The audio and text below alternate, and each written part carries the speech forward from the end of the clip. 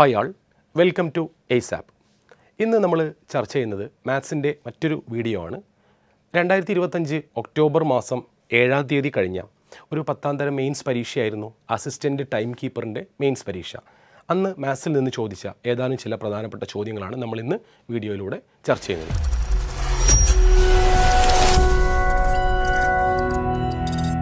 നമുക്കെന്ത് ചെയ്യാം, ക്വസ്റ്റ്യനിലേക്ക് പോവാം. ഒന്നാമത്തെ ചോദ്യം എല്ലാവർക്കും സ്ക്രീനിൽ കാണാം. ചോദ്യം ഇതാണ്: ഒരു ക്ലോക്കിലെ സമയം 5:20 ആകുമ്പോൾ മണിക്കൂർ സൂചിയും മിനിറ്റ് സൂചിയും തമ്മിലുള്ള കോണളവ് എത്ര എന്നതാണ് ക്വസ്റ്റ്യൻ. ഇത്തരത്തിലുള്ള ചോദ്യങ്ങൾ പല പരീക്ഷകൾക്കും നമുക്ക് കാണാൻ പറ്റും. ഒരു പ്രത്യേക സമയം അവർ നമുക്ക് തരികയാണ്, ഒരു പെർട്ടിക്കുലർ ടൈം തന്നിട്ട് ആ ഒരു ടൈമിൽ ക്ലോക്കിലെ മണിക്കൂർ മിനിറ്റ് സൂചികൾക്കിടയിലുള്ള കോണളവ് എത്ര എന്നതാണ് ചോദ്യം. സോ ഇത് നമുക്ക് വളരെ എളുപ്പത്തിൽ ഒരു ഫോർമുലയുടെ ഹെൽപ്പോട് കൂടി നമുക്ക് എന്ത് ചെയ്യാം, ഇത് ചെയ്യാൻ പറ്റും. ഇതാണ് നമ്മുടെ സമവാക്യമായിട്ട് ഓർത്തു വെക്കേണ്ടത്, തീറ്റ അഥവാ കോൺ. ഈ കോൺ എന്ന് പറഞ്ഞാൽ ഒരു പ്രത്യേക സമയം നമുക്ക് തന്നാൽ നമുക്ക് കോൺ എങ്ങനെയാണ് കണ്ടുപിടിക്കുക എന്നുള്ള സമവാക്യമാണ്. 30 × h മൈനസ് 11/2 × m എന്ന സമവാക്യം എല്ലാവരും ഒന്ന് ഓർത്തു വെക്കാൻ ശ്രമിക്കുക. ഈ ഒരു സമവാക്യം ഉണ്ടെങ്കിൽ നമുക്ക് ഈസി ആയിട്ട് എന്ത് ചെയ്യാം, ഒരു പ്രത്യേക സമയം തന്നാൽ മണിക്കൂർ മിനിറ്റ് സൂചികൾക്കിടയിലെ കോണളവ് കണ്ടെത്താൻ പറ്റും. ഇതിൽ ഈ h എന്ന് പറഞ്ഞാൽ ഹവറിനെ റെപ്രസെൻറ്റ് ചെയ്യുന്ന സമയമാണ്, m എന്ന് പറഞ്ഞാൽ മിനിറ്റിനെ റെപ്രസെൻറ്റ് ചെയ്യുന്ന ഭാഗമാണ്. അപ്പോൾ നിങ്ങൾ ആലോചിച്ച് നോക്കൂ, സ്വാഭാവികമായിട്ടും നമുക്ക് തന്ന സമയം 5:20 എന്നാണ്, അഥവാ 5:20 എന്ന സമയം തന്നത്. ഇതിൽ ഹവർ പാർട്ട് ഇതാണ്, മിനിറ്റ് പാർട്ട് ഇതാണ്.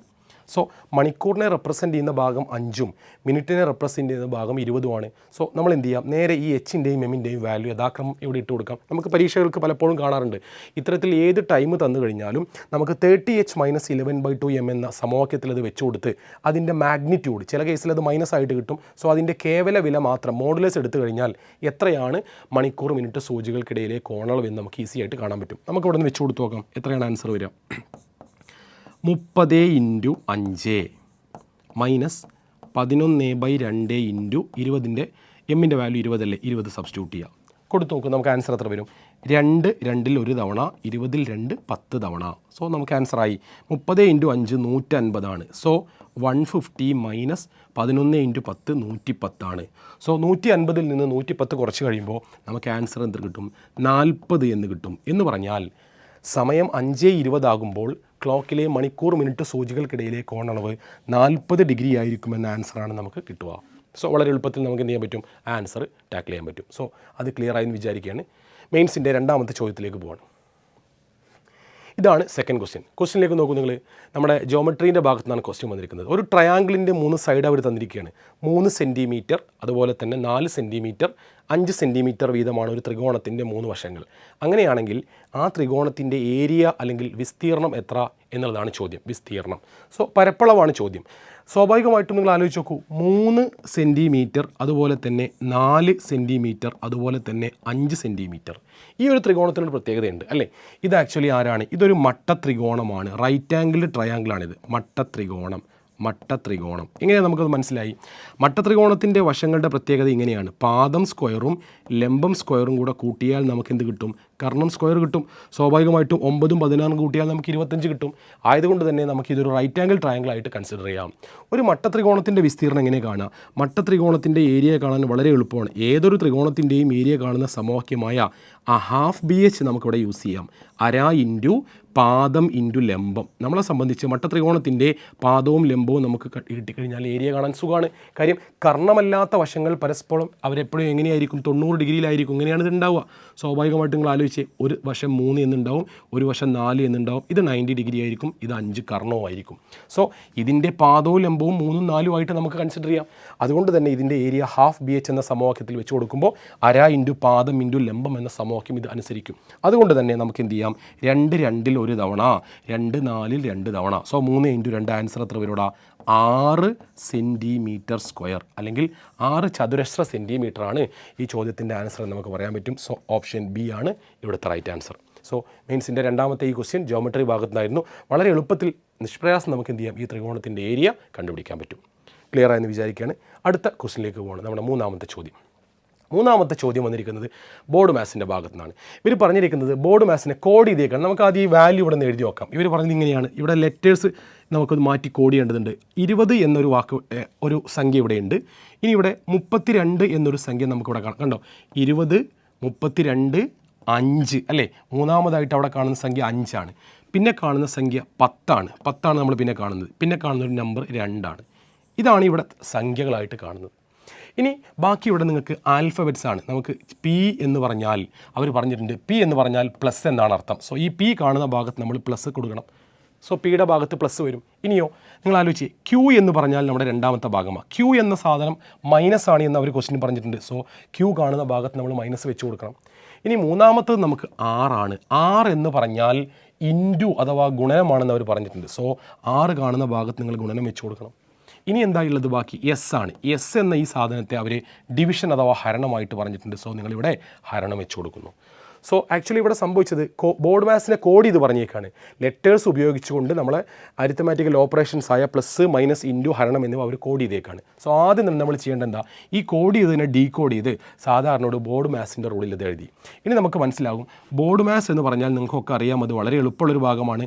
Bracket, of, division, multiplication, addition, subtraction എന്നീ ഓർഡറിലാണ് നമ്മളിത് സോൾവ് ചെയ്യുക. അപ്പോൾ ഈ ഒരു പ്രോബ്ലത്തിനകത്ത് നമുക്ക് ബ്രാക്കറ്റ് ഇല്ല, ഓഫ് ഇല്ല, പിന്നെ നമുക്ക് ഇവിടുന്ന് അങ്ങോട്ടുള്ള ആളുകളാണുള്ളത്. അഥവാ ഡിവിഷൻ ഉണ്ട്, ഇവിടെ ഡിവിഷൻ ഉണ്ട്, പിന്നെ മൾട്ടിപ്ലിക്കേഷൻ ഗുണനമുണ്ട്, പിന്നെ അഡീഷൻ സബ്ട്രാക്ഷൻ ഉണ്ട്. സോ ഇതിൽ പ്രയോറിറ്റി നമ്മൾ ഏറ്റവും ആദ്യം ചെയ്യേണ്ടത് ഡിവിഷനാണ്. സോ നമുക്ക് ചെയ്ത് നോക്കാം.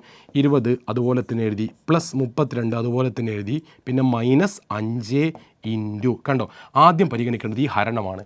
10 ഹരിക്കണം 2 എന്ന് പറഞ്ഞാൽ 5 സോ ആദ്യത്തെ സ്റ്റെപ്പ് സോൾവ് ചെയ്ത് കഴിഞ്ഞപ്പോൾ ഇത് 5 എന്ന് മാറി. നെക്സ്റ്റ് നമ്മൾ സോൾവ് ചെയ്യേണ്ടത് ഡിവിഷൻ കഴിഞ്ഞാൽ അടുത്ത പ്രയോറിറ്റി മൾട്ടിപ്ലിക്കേഷനാണ്.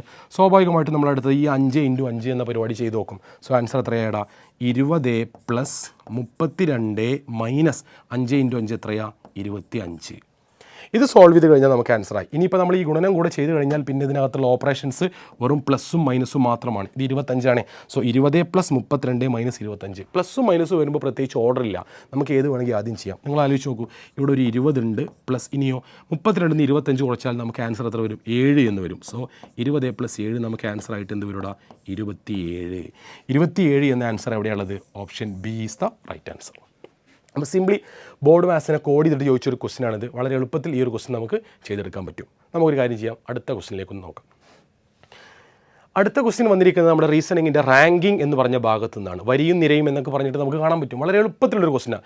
ഒരുവിധം എല്ലാ പരീക്ഷകൾക്കും ചോദിക്കുന്ന റാങ്കിങ്ങിൻ്റെ ഏറ്റവും ബേസ് ടൈപ്പായ ഒരു സ്റ്റാൻഡേർഡ് ചോദ്യമാണിത്. എന്താ ചോദ്യം?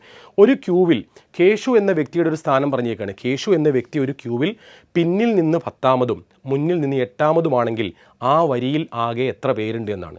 അപ്പോൾ നിങ്ങൾ ആലോചിക്കേണ്ട ഒരു പ്രധാന കാര്യം എന്ന് പറഞ്ഞാൽ വളരെ സിമ്പിളായൊരു പോയിൻ്റാണ് നമുക്കിവിടെ ചർച്ച ചെയ്യാനുള്ളത്. ഒരേ വ്യക്തിയുടെ തന്നെ ഒരു പൊസിഷൻ ഒരു വരിയിൽ ഫ്രണ്ടിൽ നിന്നും പുറകിൽ നിന്നും തന്നാൽ നമുക്ക് എന്ത് ചെയ്യാം? ആ വരിയിൽ ആകെ എത്ര ആളുകളുണ്ട് എന്ന് കാണാൻ നമ്മൾ എന്ത് ചെയ്താൽ മതി? ആ വ്യക്തിയുടെ ഇരുവശങ്ങളിൽ നിന്നുമുള്ള സ്ഥാനങ്ങൾ ആഡ് ചെയ്തിട്ട് അതിൽ നിന്ന് 1 സബ്ട്രാക്ട് ചെയ്താൽ ടോട്ടൽ നമ്പർ ഓഫ് പേഴ്സൺസ് കിട്ടും. അവിടെ നമുക്ക് എത്ര ആളുകളുണ്ടെന്ന് കിട്ടും. അപ്പോൾ ഇവിടെ ആലോചിച്ച് നോക്കൂ, കേശു പിന്നിൽ നിന്ന് 10ാമതാണ്, അതേപോലെ തന്നെ കേശു മുന്നിൽ നിന്ന് 8ാമതുമാണ്. സോ നമുക്ക് മനസ്സിലായി കേശുവിൻ്റെ പൊസിഷൻ പിന്നിൽ നിന്ന് 10 മുന്നിൽ നിന്ന് 8. നമ്മൾ ഈ 2 സ്ഥാനം കൂടെ കൂട്ടും, എന്നിട്ട് അതിൽ നിന്ന് 1 മൈനസ് ചെയ്യും. അപ്പോൾ ആൻസർ എത്രയായി? 10 + 8 18, 18 - 1 17. അപ്പോൾ നമുക്ക് മനസ്സിലായി ആ ക്യൂവിൽ 17 പേരാണുള്ളത് എന്നാണ് നമുക്ക് മനസ്സിലായത്. അടുത്ത ക്വസ്റ്റ്യൻ നിങ്ങൾ ആലോചിച്ചേ, എന്താ ക്വസ്റ്റ്യൻ? ഇത് കൃത്യംഗ നിയമങ്ങളിൽ നിന്ന് ചോദിക്കുന്ന ഒരു ചോദ്യമാണ്. Laws of exponents. വളരെ എളുപ്പത്തിലൊരു ക്വസ്റ്റ്യനാണ് അല്ലേ. 3⁵5 ഇൻറ്റു 5⁴ ഇൻറ്റു 7 ക്യൂബാണ് ന്യൂമറേറ്ററിൽ. താഴെ 21 ക്യൂബ് ഇൻറ്റു 25 സ്ക്വയർ എന്നാണ് നമുക്കുള്ളത്. ഇതിൻ്റെ വാല്യൂ എത്രയെന്ന് അവർ ചോദിച്ചേക്കുന്നത്. നമുക്കൊന്ന് സോൾവ് ചെയ്ത് നോക്കാം. 3⁵5 തൽക്കാലം നമുക്ക് അങ്ങനെ തന്നെ എഴുതാം. 3⁵5 ഇൻറ്റു ഇനിയോ 5⁴ നമുക്ക് എന്ത് ചെയ്യാം? 5⁴ അങ്ങനെ തന്നെ എഴുതാം. പിന്നെ അവിടെ ആരാ ഉള്ളത്? 7 ക്യൂബാണ് മൂന്നാമത്തതായിട്ടുള്ളത്. 7 ക്യൂബ്. ഇത്രയുമാണ് നമ്മുടെ ഇതിൻ്റെ ന്യൂമറേറ്റർ അംശഭാഗത്തുള്ളത്. ഇനി ഛേദഭാഗത്ത് ആരൊക്കെ വരുമെന്ന് നോക്കാം. ഛേദഭാഗത്ത് നിങ്ങൾ 21 കണ്ടു. ഞാൻ ഈ 21 ഇങ്ങനെ എഴുതാൻ പോവാണ്. 21 നമുക്ക് 3 × 7 എന്ന് തൽക്കാലം എഴുതാം. എന്നിട്ട് അതിൻ്റെ ഹോൾ ക്യൂബായിട്ട് പരിഗണിക്കാം.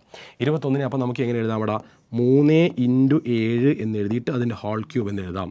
ഇനിയോ ഇൻറ്റു ഇനി ഇവിടെ 25 25 ഞാൻ ഇങ്ങനെ എഴുതുകയാണ്. ആദ്യം 5² എന്ന് എഴുതാണ്, പിന്നെയോ ഹോൾ സ്ക്വയർ എന്ന് എഴുതാണ്. ഇത്രയും എഴുതി കഴിയുമ്പോൾ നമുക്കത് ഈ പറയപ്പെട്ട മീതെയുള്ള 3ൻ്റെയും 5ൻ്റെയും ടേംസിൽ താഴെയുള്ള ആളുകൾ മാറിക്കഴിഞ്ഞു. ഇനി ഇതിൻ്റെ സിംപ്ലിഫിക്കേഷൻ ചെയ്തു നമുക്ക് എത്ര ആൻസർ വരും നോക്കാം. 3⁵5 അത് അതുപോലെ തന്നെ അവിടെ ഉണ്ട്. പിന്നെ എന്താ ഉള്ളതാ? 5⁴ 5⁴ നമുക്ക് അങ്ങനെ തന്നെ ഉണ്ട്. പിന്നെ അവിടെ ആരാ ഉള്ളത്? 7 ക്യൂബ് 7 ക്യൂബാണുള്ളത്. സോ 7 ക്യൂബ് നമ്മൾ എഴുതി. ഇനി ഡിനോമിനേറ്ററിൻ്റെ അവസ്ഥ എന്താ? A into B whole raise to N. നമുക്ക് കൃത്യങ്കത്തിൽ ഇങ്ങനെ ഒരു നിയമം പഠിക്കാനുണ്ട്.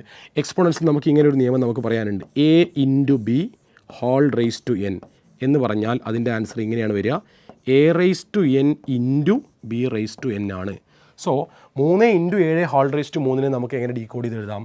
3 ക്യൂബ് ഇൻറ്റു 7 ക്യൂബ് എന്ന് നമുക്കതിന് എഴുതാം. അതിൻ്റെ പുറകിലുള്ള സമവാക്യമാണ് ഇപ്പോൾ പറഞ്ഞത്.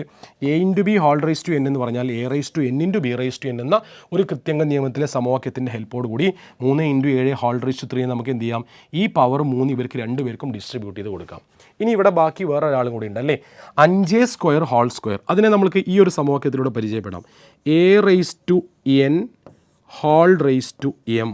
നിങ്ങൾ ആലോചിച്ച് നോക്കും, A raise to N whole raise to M. നമുക്ക് ഇതിൻ്റെ ആൻസർ ആയിട്ട് ഇങ്ങനെ പറയാം, എ റേസ് ടു ഈ 2 പവറുകൾ തമ്മിൽ ഗുണിക്കുക, എൻ ഇൻറ്റു എം എന്ന് പറയാം. അപ്പോൾ A raise to N whole raise to M എന്ന് പറഞ്ഞാൽ A raise to N into M അല്ലെങ്കിൽ എം ഇൻറ്റു എൻ നമുക്ക് പറയാം. സോ അങ്ങനെയാകുമ്പോൾ ഇവിടുത്തെ ആൻസർ എത്ര വരും? 5 സ്ക്വയർ ഹോൾ സ്ക്വയർ എന്ന് വരും. സോ 5 റേസ് ടു 2 ഇൻറ്റു 2 അഥവാ 5 റേസ് ടു 4 എന്ന് നമുക്ക് പറയാം. ഇത്രയും നമ്മൾ എഴുതി കഴിഞ്ഞാൽ നമുക്കിനി ഇവിടെ ക്യാൻസലേഷൻ മാത്രമാണുള്ളത്. നോക്കൂ നിങ്ങൾ, നമ്മളിതിനെ ക്യാൻസൽ ചെയ്യുമ്പോൾ നമുക്ക് വരുന്ന സംഖ്യകൾ ആരൊക്കെയാണ്? മീതയും താഴെയുള്ള ഒരുപോലെ വരുന്നവരെ നമുക്ക് ക്യാൻസൽ ചെയ്ത് കളയാം അല്ലേ. നോക്ക്, ഇത് 3 റേസ് ടു 5 ആണേ. ഓക്കെ, അപ്പോൾ ഒരു 5 റേസ് ടു 4 ഒരു 5 റേസ് ടു 4 കട്ടായിപ്പോയി. ഇനിയുള്ളത് ഒരു 7 ക്യൂബ്, ഒരു 7 റേസ് ടു 3 ഒരു 7 റേസ് ടു 3 കട്ടായിപ്പോയി. ഈ 2 കട്ടിങ്ങുകൾക്ക് ശേഷം അവിടെ ഇനി ബാലൻസ് ആയിട്ട് വരുന്നത് ഇങ്ങനെയാണുള്ളത്. ഒരു 3 റേസ് ടു 5 നമുക്ക് അംശത്തിലുണ്ട്, താഴെയോ ഒരു 3 റേസ് ടു 3 നമുക്ക് ഛേദത്തിലുണ്ട്. അപ്പോൾ ഇതുമായി ബന്ധപ്പെട്ട മറ്റൊരു സമവാക്യം നമുക്കൊന്ന് പരിചയപ്പെടാം. ആ സമവാക്യം ഇതാണ്, A raise to M divided by A raise to N എന്ന് പറഞ്ഞാൽ ഇതിനെ ഗവേൺ ചെയ്യുന്ന സമവാക്യം ഇതാണ്, A raise to M minus N. കണ്ടോ, A raise to M divided by A raise to N എന്ന് പറഞ്ഞാൽ അത് A raise to M minus N എന്ന ഒരു രീതിയിലേക്ക് മാറും. എന്ന് പറഞ്ഞാൽ ഒരേ ആധാരവും വ്യത്യസ്ത പവറുകളുമുള്ള 2 കൃത്യംഗങ്ങൾ ഡിവിഷനിൽ വന്നാൽ നമുക്ക് എന്ത് ചെയ്യാൻ പറ്റൂടാ?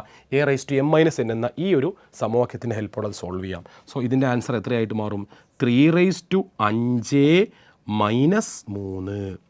കാര്യം 3 raise to 5 by 3 raise to 3 ആണ്. രണ്ടിൻ്റെയും ബേസ് സെയിം ആണ്, പവർ ഡിഫറൻ്റ് ആണ്. സോ നമുക്ക് സബ്ട്രാക്ട് ചെയ്യാം. സോ ആൻസർ എത്ര വരും? 3 റേസ് ടു 2 എന്ന് വരും, അഥവാ ആൻസർ 9 എന്ന് വരും. സോ ഇവിടെ ഏതാ ആൻസർ? ഓപ്ഷൻ എ ആണ് right answer. Option A is the right answer. അപ്പോൾ ആ ഒരു ക്വസ്റ്റ്യൻ്റെ ആൻസർ ഓപ്ഷൻ 9 ആണ് നമുക്ക് കറക്റ്റ്. 9 എന്ന ആൻസർ വരുന്ന ഓപ്ഷൻ എ ആണ്. കൃത്യമായിട്ടത് കിട്ടിയിട്ടുണ്ടാവും. വളരെ എളുപ്പമാണ്.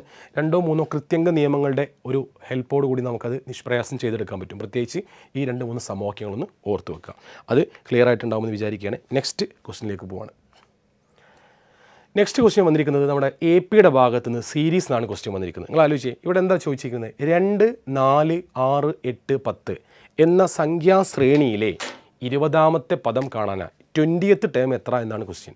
നിങ്ങൾ സ്വാഭാവികമായിട്ടും ആലോചിച്ച് നോക്കൂ. ഇതിൽ 20ാമത്തെ പദം എന്ന് പറയുമ്പോൾ ഇതൊരു സീരീസാണ്, ഒരു അരിത്തമാറ്റിക് പ്രോഗ്രഷൻ്റെ പോലെ നമുക്കിതിനെ കൺസിഡർ ചെയ്യാം. 2 ആണ്, പിന്നെയുള്ളത് 4 ആണ്, അടുത്ത പദം 6 ആണ്, പിന്നെയുള്ളത് 8 ആണ്, എക്സെട്ര ഇങ്ങനെ പോവാണ്. അപ്പോൾ ഇതൊരു സമാന്തര ശ്രേണിയാണ്, അഥവാ എ പി ആണ് നമുക്ക് മനസ്സിലായി. എ പി ആണെന്ന് പറയാൻ കാര്യം എന്താ? ഒരു പ്രത്യേക പൊതുവ്യത്യാസം ഇങ്ങനെ ആഡായി പോകുന്ന ഇത്തരം ശ്രേണികളെയാണ് സമാന്തര ശ്രേണികൾ അഥവാ അരിത്തമാറ്റിക് പ്രോഗ്രഷൻ എന്ന് പറയുക. അപ്പോൾ ഇതിൻ്റെ ആദ്യത്തെ പദം അഥവാ ആദ്യ പദമായി വരുന്നത് 2 ആണ്. ഇനിയോ ഇതിൻ്റെ പൊതുവ്യത്യാസം അഥവാ കോമൺ ഡിഫറൻസ് ആയിട്ട് വരുന്നത് എന്താ? 2. കാര്യം എന്താ? അതെങ്ങനെ കാണുക? ഒരു എ പിയുടെ പൊതുവ്യത്യാസം എങ്ങനെ കാണുക?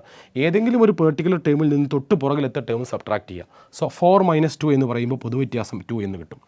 അങ്ങനെയാണെങ്കിൽ നമുക്ക് കണ്ടുപിടിക്കേണ്ടത് ഇതിൻ്റെ 20ാമത്തെ പദമാണ്. T20 20ാമത്തെ പദമാണ്. അപ്പോൾ നമുക്ക് ഒരു എ പിയുടെ ജനറൽ ടേം, ഒരു എ പിയുടെ n-ാം പദം കണ്ടുപിടിക്കുന്ന സമവാക്യം നമുക്കൊന്ന് പരിചയപ്പെടാം.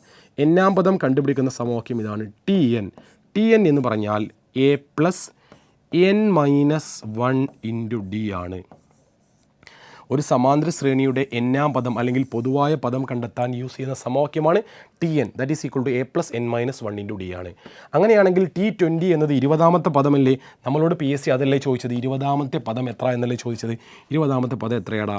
a + 20 - 1 × d. 20 - 1 എന്ന് പറഞ്ഞാൽ 19 ആണ്. 19 × d. ഇനി ഈ വാല്യൂ സബ്സ്റ്റിറ്റ്യൂട്ട് ചെയ്ത് കഴിഞ്ഞാൽ നമുക്ക് ആൻസറായി. എയുടെ വാല്യൂ എത്രയാടാ? 2 + 19 × d എന്ന് പറഞ്ഞാൽ പൊതുവ്യത്യാസം 2 അല്ലേ?